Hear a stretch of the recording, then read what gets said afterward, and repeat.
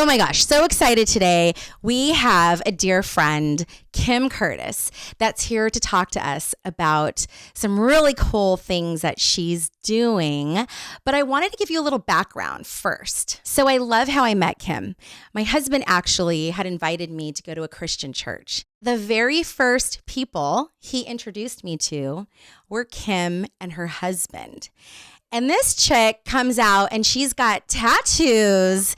And I don't even remember what you were wearing, but it was a little bit edgy. You guys were so welcoming and loving. You've been on a major spiritual journey.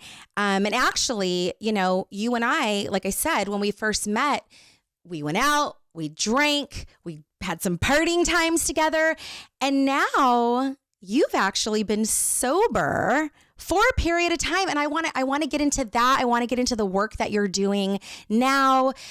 It's so funny because whenever Greta and I have these talks, the people that we bring in, there's just so much that it's almost hard sometimes to even figure out where to start. But I think because recently you threw out there on social media how proud of yourself you were for this sober journey you've been on, let's just start from that spot. Oh, okay. Starting in the tough spot. Okay. All right. Right there. Well, I'm 13 months sober, which is crazy and not easy. And I think sometimes it looks easy because I'm at events and always out where people are drinking because you're networking and you're doing your thing. So people think that this is easy. It is an everyday conversation. In fact, just the other day, I said to myself, I wonder. Actually, there was no wondering. It was very concrete. And then I went into wondering after. But it was very much of when I graduate with my doctorate in 2025, I think I'm going to start drinking because I only stopped drinking so that I could get this doctorate. And then it was a whole internal dialogue of, well, you actually stopped drinking because your brain was cloggy and you would never have been able to get the doctorate if you were still drinking. But you forget so quickly how much of your life is stolen when you drink, as in I did. I'm not a person that has ever been able to do anything part way in my life. I'm either 100% in or I'm 100% out. So I'm not a moderator. Other people can moderate, but that took a long time to accept that I'm not that person. I'm not the person that can go and network and then 2 hours later, when the event is over, be done. I was the person that ended the party, the last to leave, and continued to bring the party to the next location. Keep it going. Keep it going. Not a great way to live as many days a week as I was doing. So for me, the only way to stop that cycle was to stop drinking and to gain some control over it. Wow. Yeah. I think this is a big topic for women, especially because I know, Kim, when we were talking a little bit, we spoke about we're in our 40s and, hormones are changing, and the way alcohol, I think, also affects us as females, it's a little bit different. And I don't want to just always compare us to men, but I'm saying there is a shift that happens as a woman being in her 40s and the way and what alcohol does to our body. So we had talked a little bit about like forgetting things, like maybe we're out drinking and we don't even remember the conversations we had the night before. Those are scary moments.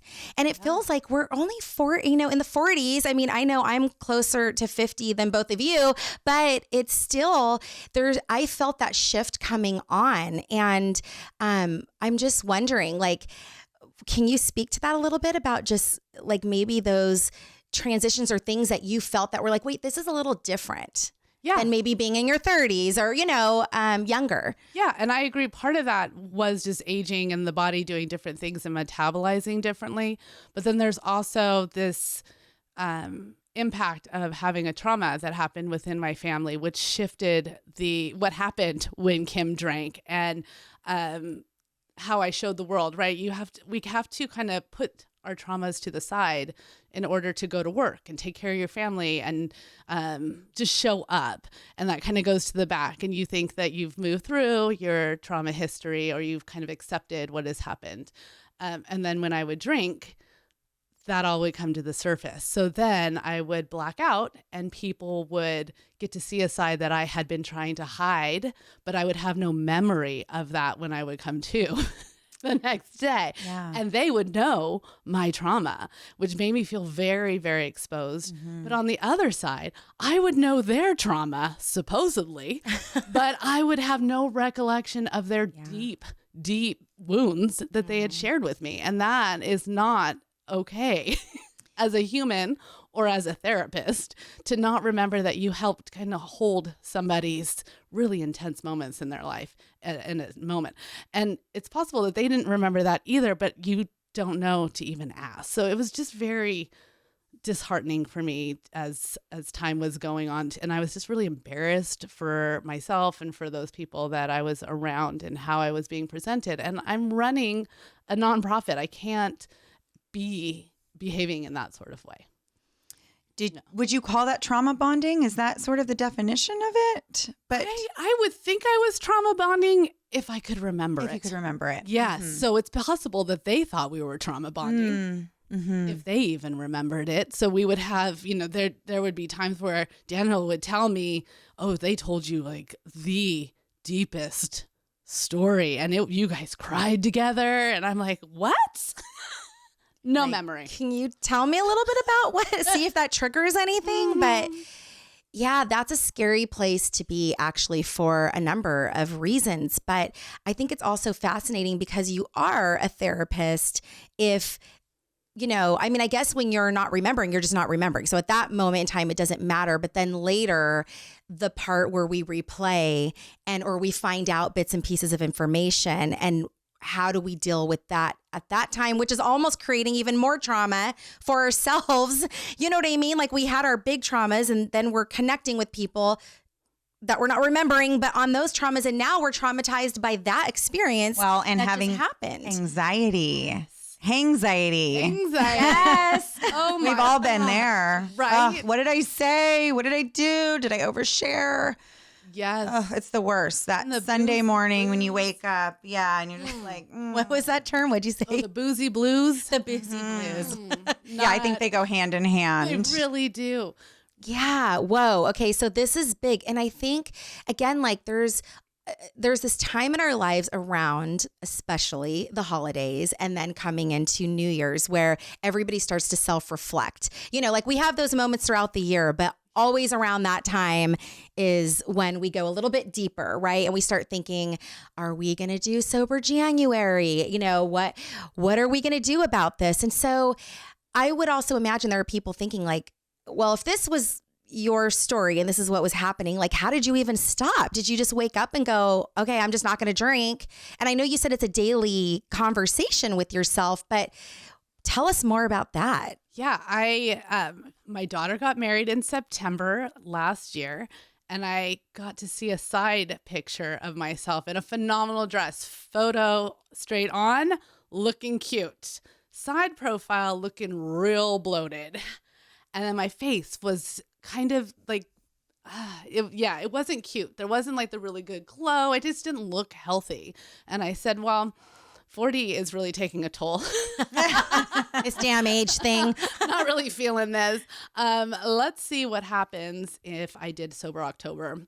And I found a bunch of Sober Curious. That's where I was at, Sober Curious TikToks. And I would watch them every day through October. And it was just kind of a space where I would find individuals that were kind of dealing with the same sort of struggles, but also they were on the other side of it, or they would talk about what your body was going through today as you're on your 13th day or something like that. And I love information about how my body's changing and reacting. And it took about 2 weeks before I could even go into REM sleep, which we need desperately. And then at 2 weeks was when I started to actually sleep through the night and didn't have the 2 a.m.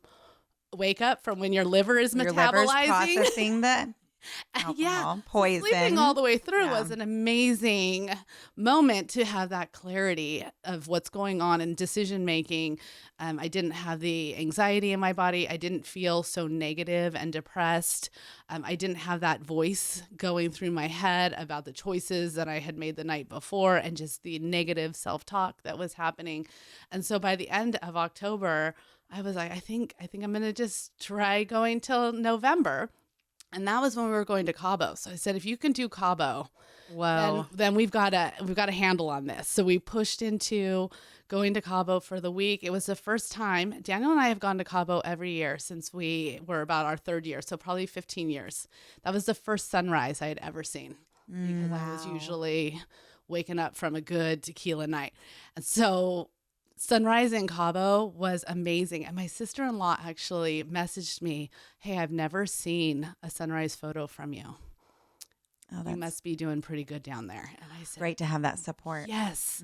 Yes. And I was like, thank you for acknowledging that. So I was up and I was walking while no one else that we were with was doing that, which kind of reinforced for me that I was making a change that was on the right path.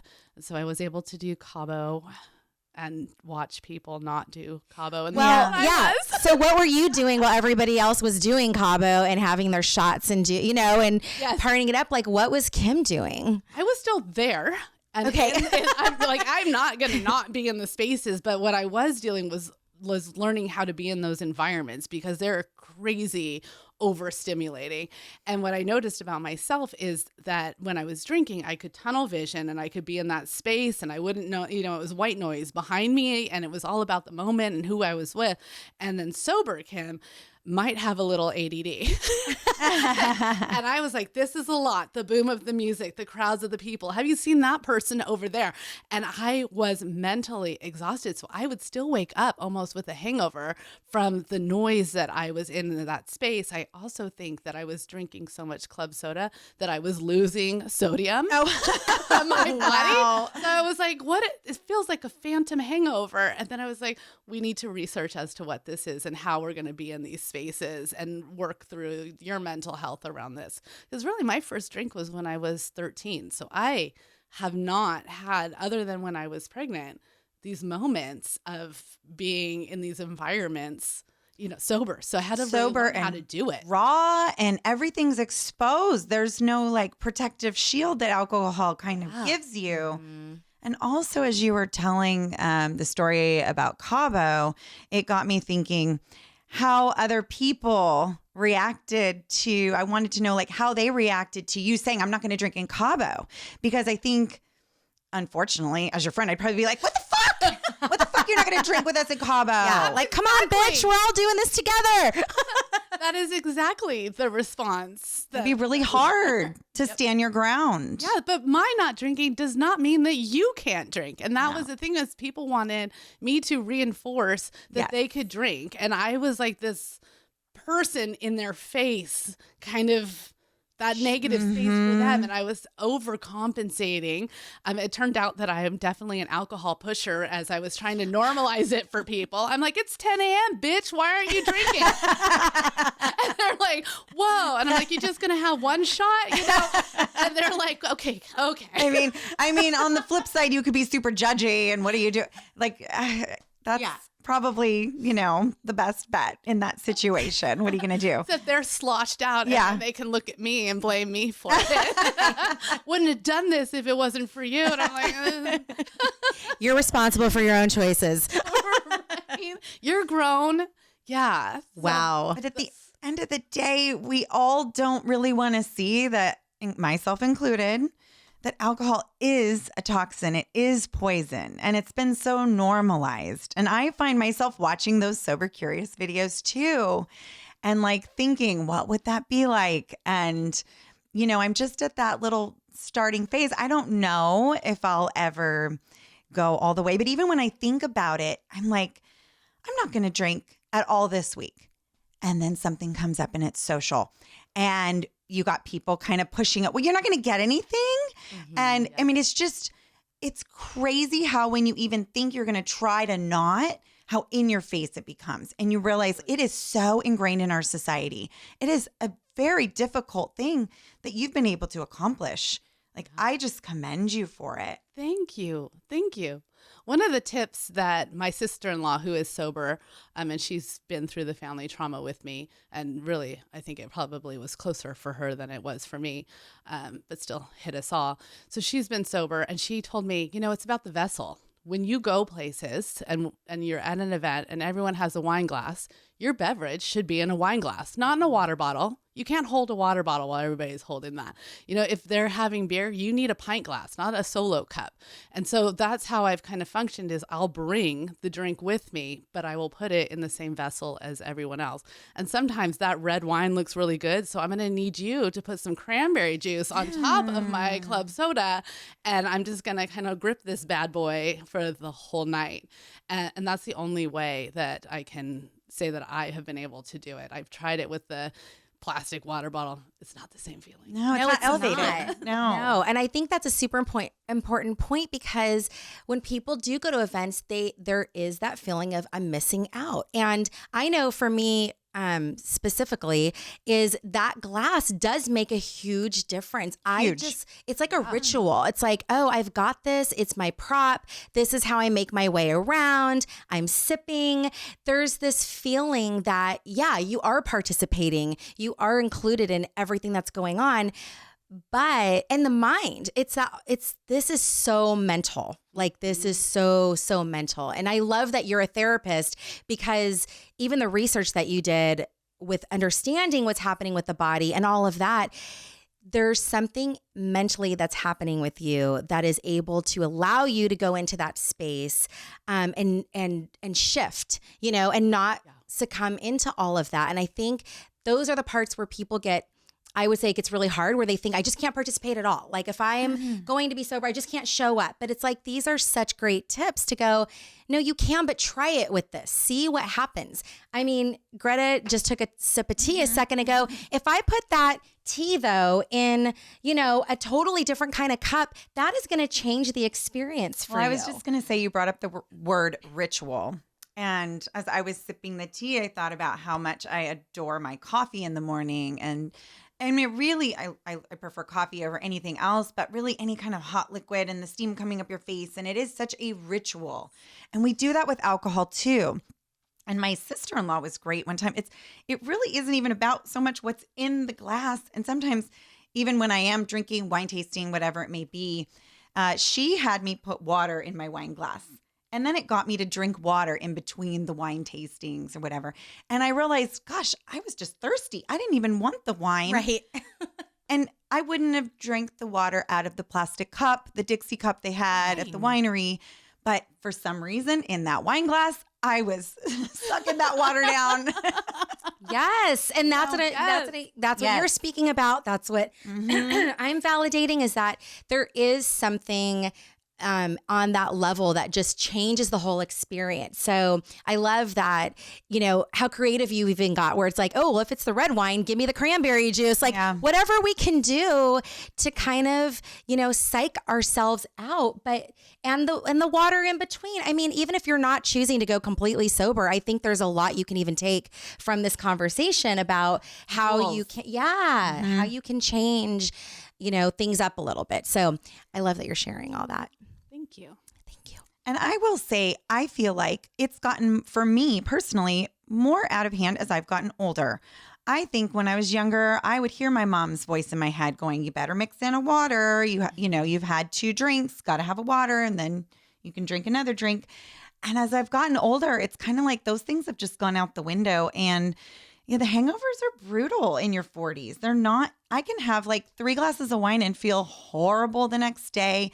And it'll, and not actually like sick, but just drained and tired. And I don't get anything done. Mm-hmm. And but that's also, a yucky feeling. The extra water makes you pee more. And I think as we get older, there's also that issue that we can't dismiss is that, okay, the more liquids I'm consuming, the more I have to run to the bathroom. And that's a legit concern. Absolutely. And the more calories and sugar. So I'm going to opt out of maybe eating something so that I can cover it because I have a body image that I'm trying to keep up with. I was doing, don't eat your carbs, drink them. Oh, yeah. One or the other. Oh, that's never good. Empty stomach and alcohol. Choices. No, it's never but makes good. sense in the moment. In the moment. And with a little, alcohol influence, it sounds even better. It's like, yeah, of course that makes sense. Why would I question that? I would do the other, which was like the late night, Taco Bell or whatever. And then you wake up at the end of the night, you have a brick in your stomach the next day. Yes. See, and that's the thing. Like all these things lead to this and this and this. It's like, okay, the extra alcohol leads to the more eating, leads to the lack of sleep, leads to the feeling like shit the next day, leads to the I can't go to class or I can't watch the sunset or whatever the hell is going on. And I think that's when, when those things really surface, we have to really do an inventory and go, what the fuck am I doing? Like, what is it? What are my goals? And I don't know. That's the hard part. I think it's so easy sometimes to fall into those crazy cycles, But, well, and it's asking that question, which I think you did, which is, does the pleasure of having this alcohol outweigh the next day and the consequences of that? And at some point you just said, no, it doesn't. And I don't want to do it anymore. Yeah. Yeah. I would lose a whole weekend day. You only get two. Yeah, I know. Which is and one would be spent only remembering part of it. And then the other was on the couch feeling just miserable. And then the rest of the week is trying to make up for that lost day of we didn't go grocery shopping. So now we're going to eat fast food or pick up, something or go out to eat. And then we don't have any clothes to wear or, just like things that rolls into the week, the rest of the week and how we were going to function. And so it was time. It was time for me to take control and take that life back. It is interesting how we, in situations like I just got back from a girls' trip in Sedona, which it was very healing and therapeutic. And we did do healthy things like hiking, but there was a lot of alcohol consumed. I'm not going to lie. And it's like we just equate it with a good time and fun. And if you're not getting up and having that Bloody Mary or mimosa, it's like you're not able to enjoy the girls' trip. Or if you're not pouring that glass of red wine as the sun's going down, we just equate it with that. And it's kind of like a programming. And I feel like what you're saying is we can reprogram that. Yeah, I think we can. But I also want to acknowledge, like most drinks, if I get a mocktail, the first thing out of my mouth after that first sip is something's missing. And then they remind me, it's that alcohol you didn't get in it. Right? Yeah. So orange juice isn't delicious. No. Without the champagne or the vodka or whatever. Right? By itself, I don't really understand why anyone drinks it. Yes. Smoothies took a minute too, because I'm like, it's just a lot of fruit, right? Mm-hmm. It needs to be cut with something. So it takes you're retraining your body, your taste buds, everything for that balance that drinks have within them as well of what you're accustomed to. So learning how to order a sober mojito, that's a whole game. Like some days it tastes like shit because they don't know how to balance it for me. And then other times I'm like, yes, I can do this in this space. Thank you so much for knowing how to make a mocktail. So it's just interesting how our bodies, mine especially since I started drinking so young, has to relearn what actually tastes good and what is good for me. Yeah, totally. So Kim, there's this whole other part of you that we haven't discussed yet. And it's the part that has actually been legit in the streets with people that have all kinds of different addictions. So it's not just alcoholism. We're talking about drugs. We're talking about legit criminals. And I would love to kind of shift gears a little bit and go into that space because, girl, that's crazy. It's just crazy. I don't even know how else to explain it. So if you can tell us, to all these people who don't even really know who you are, just get into what it's like or how you even started on this track. Sure. You want the whole story? I want the whole story. Yes. All right. Well, I mentioned that I started drinking at 13. Also, at age 13, I was sent to the school for modeling, Barbizon. Yes. Oh, I wanted to do that. I remember the commercials. Yes. So good. And so I would have to go over to San Francisco and get off at the Pal Street BART station and then walk myself up to where the Four Square, I don't know, the fancy place up Pal Street where the mall is and all the things. Union Square? Yes, Union Square. I'm like the Squarespace. That was clear. I gotcha. That was super clear. And so on those streets right now, much more severe, but even back at that time, there was a lot of unsheltered individuals that were living out there. Some of them were around my same age at 13, 14. Some of them were older. A lot of them had the cool jean jacket with the anarchy symbol and all that. And I am a cop's daughter. So I loved anarchy symbols. Yes. And so on my path and my way to there, I would always stop to talk and wanted to really understand. I just felt like they were so free and they just could live their life very rogue and adventurous and go do whatever they wanted to do without society's control, right? So from that, I quickly learned that sometimes being unsheltered is better than their home life and the experiences that they were having there with either step parents or actually blood parents making really terrible decisions and breaking human beings. Right. So I learned that very early on. And as much as I tried to do anything other in a career choice, it continuously went back to working with the unsheltered individuals. And I just adore them. They're so much more than just that homeless person. They have rich stories of survival, of experiences that they have been through and overcome, and loved ones that they're missing because they've just kind of separated out of their own story, right? It's really hard to watch your loved one make choices like this that, for me, I think it's survival choices, right?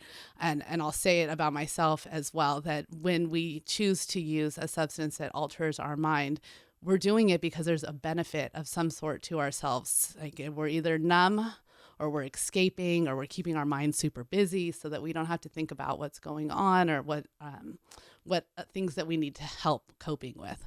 So I think it's a strength that people find these substances, and then we need to reteach them coping mechanisms that are healthier and not so illegal, that will land them incarcerated. And being incarcerated is just this cycle, a revolving door between homelessness and the institutions and back, because we have criminalized being unsheltered. There's laws against sleeping in a tent. There's laws against sleeping on the floor, on urinating outside, right? We have criminalized people who are in need of basic human stuff, right? Our basic needs, food, clothing, and shelter. And if you don't have it, you're a criminal, and we're gonna lock you up. We're gonna lock you up, and we're not gonna give you any tools to get sober, which I think is really sad. And I agree with you. Having a father who succumbed to drug addiction, I realized I eventually learned compassion for him after years and doing my own research.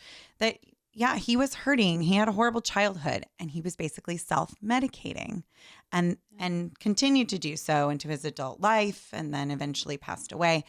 And so I just think it's so amazing that you had compassion and curiosity at a young age. I think most people have fear.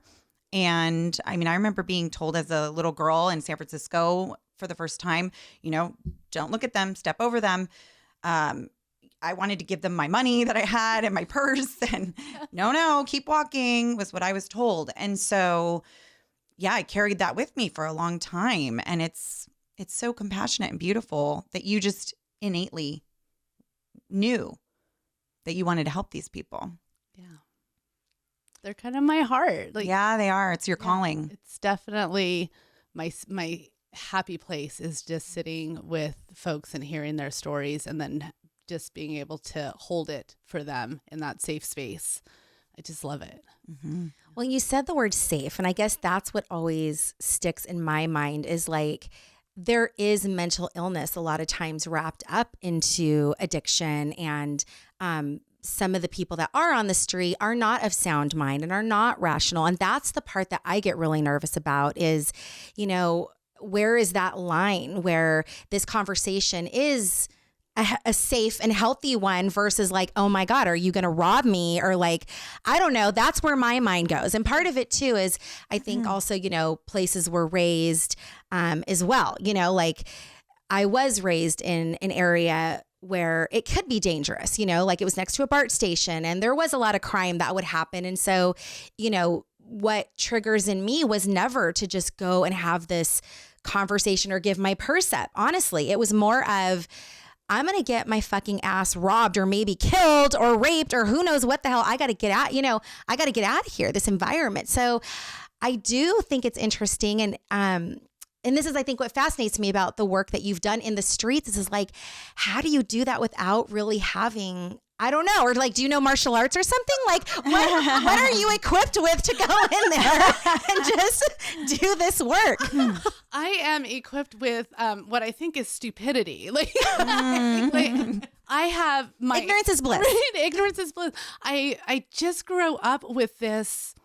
I'm going to be okay. Like, I just didn't see it. I would see it as, oh my gosh, other people are probably in danger right now. I should go intervene. Wow. But I think it's because I grew up, again, a cop's daughter. So I would see things. I would see him run in to things. There was this time I was in the car with him and we were just driving. I don't even know where we were going. Doesn't matter for the story. But we ended up pulling over to the side. I'm like, oh, why are we stopping? This isn't where we're going. And there was a female deputy and she was having a conversation with somebody that she had just pulled over. And my dad was like, we're just going to watch and make sure, you know, see how this story goes. If she doesn't need my help, she doesn't need my help. But, it may take a minute for backup to arrive. And the person she was talking to was a big guy. And he kept stepping forward and kept stepping forward. And my dad kept watching and to see. And he's like, she's got it. She's got it. And then he said, nope, she doesn't got it. Wow. And so he got out of the car and he immediately took the guy to the ground and helped her out. And I, respected his response to a female. He was just going to stay to the side. But, there's parts of me where I'm like, should I have been offended? But as a female, no, I want there to be somebody that's keeping an eye out for me as well as letting me kind of handle it until I can't handle it. And so in that just sticks out in my brain. And I was definitely not a teenager when I saw that happen. And I think it just helped put me in that space of, one, you're safe because somebody's going to see you. And two, you go if somebody needs help. You don't just ignore that somebody needs help. And so those are just, I constantly do things. And then at the end, I'm like, that was probably super unsafe. To where I am really not allowed to talk about work at home to my husband because he does not. When I'm like, hey, funny story happened today. And he's like, no, not funny. I'm like, dude, totally lived. It's fine.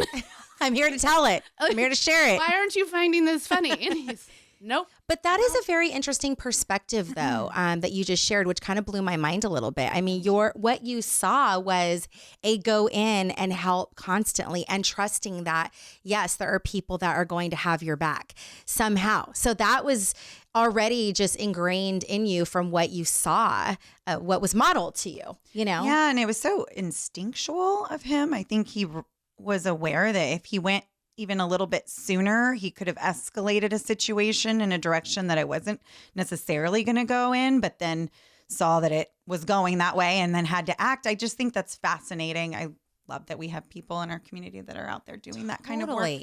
So then after starting like that as a kid and not being afraid and really embracing just people, you started doing work where you were in the street with individuals. Can you tell us a little bit about that? Yeah. So I do street outreach. I still do street outreach, even though my program itself is only housing. I still can't help it, right? If I see somebody out there, I'm going to go chat with them. I'm very visual. So by the time I've approached you, I've already looked at all my safety things on how I keep myself safe and how do I keep the people around me safe. And so I know if it's going to be an appropriate time to go up to you, right? How much have you talked to yourself? How pacing, how jittery is your body? I've already assessed that whole situation. My stance has everything to do with my approach as well. Like I'm coming and I'm keeping it an open stance. I never come up face to face and make you feel like I'm an authority. kind of try to humble myself down. If you're sitting, I'm sitting too, or I'm crouching, and we're having a conversation at a very equalizing level. I'm not an authority figure. I'm not an expert on somebody else's life. I'm just here to kind of be in your area and see if there's anything that I can offer you right now that's going to help you feel a little bit seen, validated as a human being, and take care of some basic needs. Because you're working with people who have unfortunately had a lot of trauma. And so there's fear, and maybe that's what might cause someone to react if you didn't meet them where they are and take your energy down. So you have to have such self-awareness. Yes, and keep your face, right? We can't look right. Oh shit. Right. Yeah. And there's times where I'm like, fix your face, internally, so that I'm not inciting anything, or I can just easily be like, all right, well, I'm gonna, I'll check on you at another day, and I'll just walk away, or kind of try to pivot the conversation and acknowledge that I see that I've caused some distress with my question and I didn't mean to. So it's kind of, you're trying to stay a step ahead, but you're also in that moment. It's a tricky game, but it's something that I do very subconsciously. And then later on when I have to write a note about it, I'm like, okay, why did I do what I did? It just makes sense. And I just trust my instincts, and I tell my staff the same thing. Trust your gut. We'll figure out what was going on for your gut later on. But in the moment, trust it and get the hell out if you need to get out. We don't need to be like, well, why do I feel this way right now? Hold on a minute. Hold on. I'm feeling unsafe. Can I actually talk to you real quick about this before I go and talk to you about what's going on with you? Clear some things out. As women, we know we have like the hair rises, and we just trust that. Get the hell out. We do. And so often we talk ourselves out of that voice that creeps up. That's like, you got to get out of here. Right. Oh, you're being silly. You're just no, you're not. Listen trust to it and get the hell out. Yeah. Wow. Okay. So then when you're in there, what are you offering people? Like, what exactly are you doing? Are you just like, hey, you want a cup of coffee? Have a nice day. Like, what are you doing? Sometimes that is just the basic of, did you need a cup of coffee today? Like, just because who doesn't, like you were saying, who doesn't want a cup of coffee? And that is kind of that equalizer start to a conversation if they'll accept a cup of coffee, right? I'm going to be a grouchy bitch before a cup of coffee. So, hey man, do you want a cup of coffee? Like, will that help start your day for you? Other times it's maybe they're not wearing shoes and I just want to see, like, do you want shoes? Like, how can we make that happen for you today? Or have you eaten? And then many people have eaten. If they're parked outside of a restaurant, they've been handed so much food, but maybe they want to shower. Like, do you need a couple bucks towards your motel room or whatever your next thing is? Do you need a place to stay? Yeah, I have no problem giving money. And if they tell me like, hey, I just want to get a beer. Well, if you're a raging alcoholic and you haven't had one, you're going to die. So I'm going to give you a couple bucks so that you can have a beer. It's not my place to judge what your choices that you're making in order to survive and your coping mechanism in this place. And I'm definitely not going to be the person that allows you to seize out and potentially die. So I love this so much because I think what's been ingrained in a lot of us is don't ever give money. I pride myself on never giving money. I am like, I will give them my Trader Joe's groceries that was intended for me. I will give them the sandwich from Starbucks or whatever, but I will not give money. And I think it's my own issue with having a drug addict father and the resentment I have towards that. And I don't want to enable. Yes. Yeah. And so I really love that you're saying this. It's giving me a different perspective that I wouldn't have had. So thank you so much. Yeah, absolutely. Absolutely. There's another story that I had from a woman who loved, she's just a giver. She's just such a giver. And she called me a few years ago and she's like, I was in the Tenderloin and I offered this guy an apple and he said, no, thank you. And she's like, what, does he just want my money and to go get drugs? And I was like, well, if it was a whole apple, it contains a lot of fiber and he doesn't have access to a toilet. So maybe he didn't do that. Also, did he have teeth? Because biting into an apple is extremely difficult for a person without teeth. And it was just a shift for her perspective of we see things through our own individual lenses and our own experiences, and we make choices. And there's a whole other side that people don't know and they don't maybe want to hear, or they've just never been exposed to. So I appreciate that you're hearing what I'm saying about individuals. Absolutely. Well, I feel like this is such a big, right now, I had one of those aha moments where it's like, it's a lesson in what you just said about the perspective of our own lens. And just in general, in relationships as a whole, it doesn't matter whether it's your friend or your partner, but if we enter the world thinking about other people's needs versus our own and what we think everybody else needs, like how much more effective could our whole just world be? I mean, if I come in and I'm, like you said, offering you an apple, you have no teeth to bite it with just because I ate my apple this morning and feel healthy and like, oh, that was on my little diet list, I'm not coming from a place of what you really need. Maybe if that apple was in a smoothie and I presented it a different way, I don't know. Or like you even said, though, then there's the bathroom issue. I mean, there's so many things, though, that I feel like even in general, when you're looking at how you're approaching your children or other people in the world, we always come from this place of what we think is best for everyone. Just because it's good for me, it must be good for everyone else. And I'm hearing such a bigger message that is really about what if we operated in really assessing, number one, like not even just bulldozing our way into something, but assessing a scenario and then looking at what the needs really are, right? Not my needs, but the needs of others. Whoa, this is a lot. So the other thing, Kim, I wanted you to talk about is, with all that said, and forgive me if I don't get the full title right, you can correct me, but you are the director of the Goodness Village, which is located at Crosswinds Church. And so in our town, in Livermore. In town. So speak a little bit to what that's about and how you got that started. Well, Crosswinds Church, they brought this idea of using tiny homes for unsheltered individuals in the middle of wine country, right next to fancy upper scale shopping, is just mind-blowing to me every single time that it happens or that I talk about it.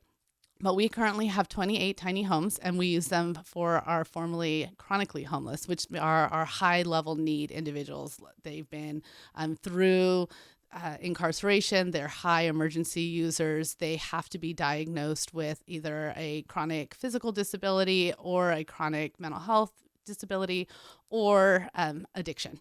And typically our folks have at least 2 of those. Some of our folks have 3.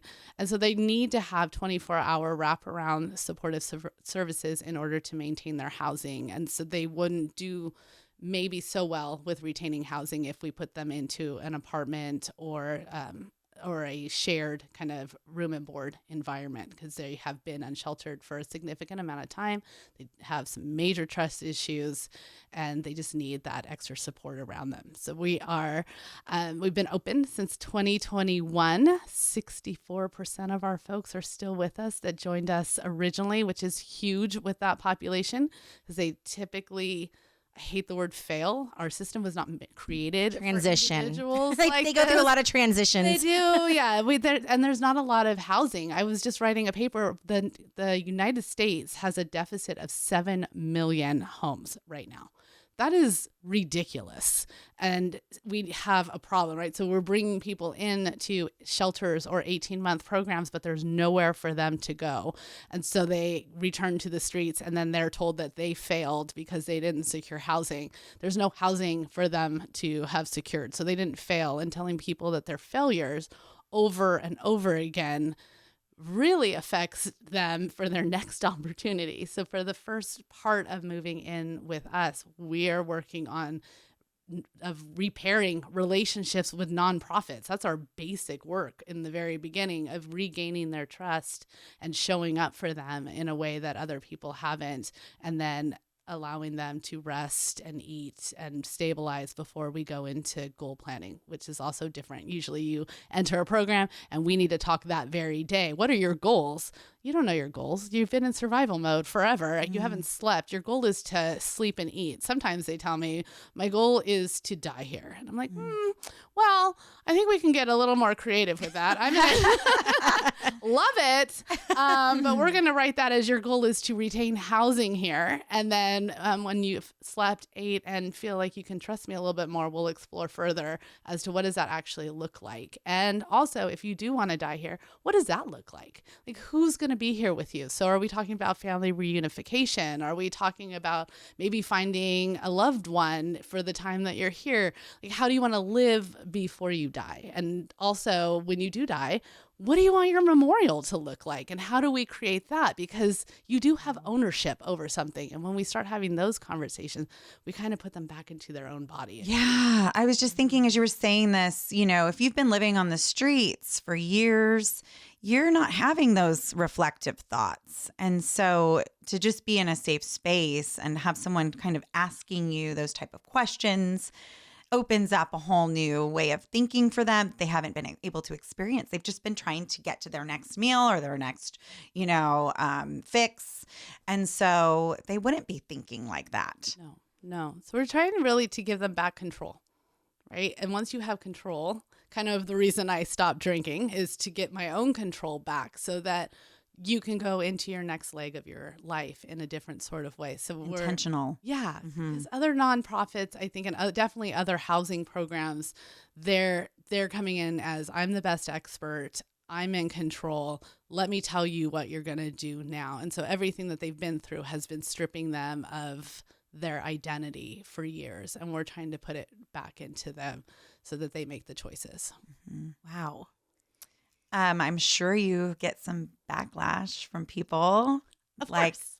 that are fearful about what this could do to the community. You describe the community and the type of experience maybe people that live here are expecting to get out of this area, and homeless shelter is not one of them. So true story. But at the same time, what I'm mostly battling is people who say, let's not spend money on tiny houses. That's a lot of money to provide a house for an individual. Let's move them through. Why can't we just set up a bunch of tents for people?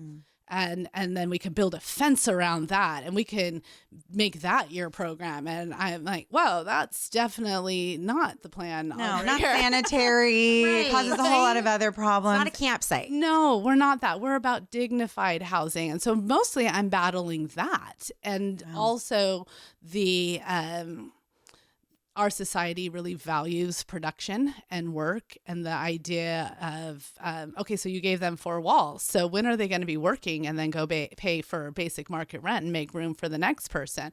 And we have to explain there's definitely a percentage of people that come through the village that will transition to something different.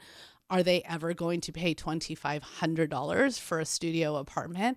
No, right? I mean, where's that coming from in this area? So that's kind of one of our battles that we're up against. And then really explaining that the people we have are higher level of need and that they need a permanent place. There's not another place for them to go. So I don't need to move people on. I need more houses to help more people that are needing this level of care.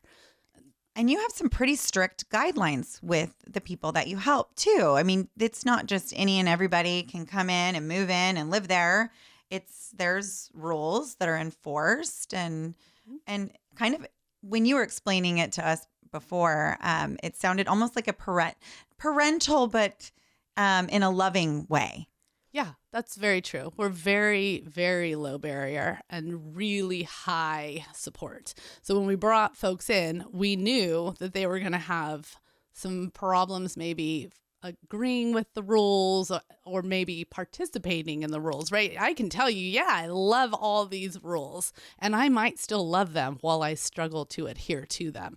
And so that doesn't mean that I'm going to return you to homelessness when I knew that you entered the village in that space, right? I knew you were a smoker when I brought you in, and then my houses are non-smoking. I'm not sending you back to homelessness with that experience. I am, however, going to continuously encourage you to smoke in the smoking area, and let's make good decisions, and let's talk about your health and other things like that. So those are, there are rules that are there, but at the same time, I'm not going to send you back to homelessness unless you create an unsafe village for yourself or for somebody else. And even yourself is a little, gray. Everything is gray area. It really depends on, are you being blatantly rude because that's just who you're going to be and you don't respect anything in the village? Or are you blatantly rude because you're testing my boundaries and you're testing what happens if I do this? Are you going to assault me if I do this? Will you kick me out if I do this?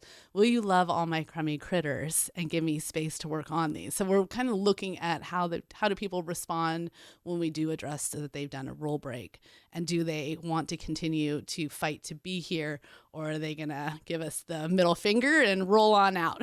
Because at the same time, they can just go, I'm not loving any of this anymore, and I'm out of here. Yeah. We've had a couple people say, whoa, this is a lot of people up in my business, and I don't want to be here. And we're like, hey, great time trying it. Love that you did that. Let's leave in a really good way, because who knows what you're going to want in 10 years. You might say, I'm actually into all these rules now, as I've had 10 years of other experiences. And so folks have left really incredibly well. They have clean to the best of their ability. I mean, if they're 64 years old and they've been unsheltered for 20 years, their idea of clean is different than my idea of clean, but they gave effort, right? And so no one has left in a bad way that they can't return to the village in the future. So that's a testimony, I think, to my staff. That's not a testimony to four walls. That is, hey, I want to leave this in a respectful manner because the people that have been here, even though I didn't like it, have treated me really well in that space. So I think my staff is amazing. I think the neighbors that live there are amazing. I'm just really happy with how the village is going. And you and your staff might be the first people that have, made them feel human in a long time and treated them well, maybe their entire lives. You just, as you're speaking about this, and I think this is what people need to remember when, they're getting upset about, like, well, I don't want this near me.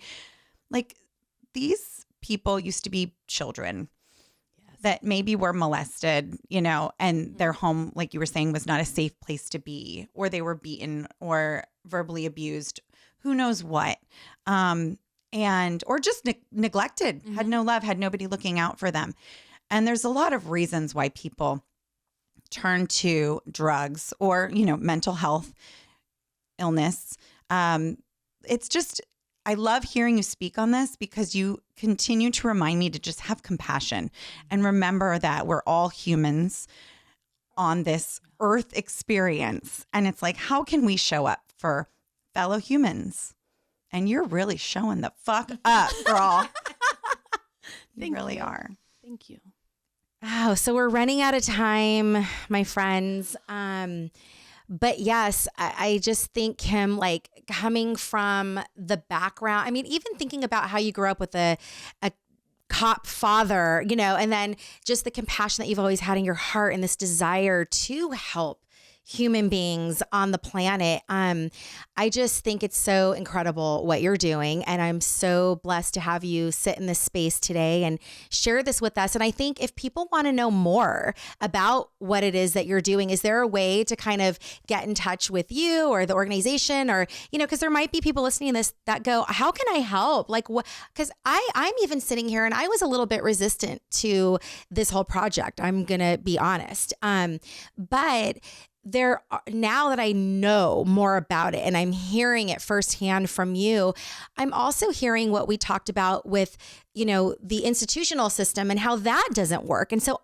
clearly something has to be different. And so what can we be doing to support this? Because this sounds like it's such a great way to rehabilitate people, to bring them into a community. It's called you're calling it a village. Like, they are really getting that sense of belonging. So just for our listeners, and we can also post it, but how can people hear more about this? We just launched a podcast as well, so Yay! People can hear stories. It's called The Good Pod. It's everywhere, apparently. I'm not technology on all the platforms. But it's on the Awesome. platforms, and yeah, you can find it, The Good Pod. Also our website, which is gvlivermore.org. And then they can always email info@gvlivermore.org. Okay. We're always looking for folks to engage in the village. And what I've explained to individuals is when people volunteer for us and come into the village, you do a therapy that is unattainable by any paid staff member, right? As the neighbors know that we love and we care about them and that we will do anything that they need in order, within reason, in order for them to continue on their wellness journey. But when someone comes unpaid to spend time with them and invest in them, that's just a different space of recovery. So we love when people come out to the village. Wow. We'll put all this information in the show notes so it's accessible to our listeners. Thank you so much for coming. Thank you.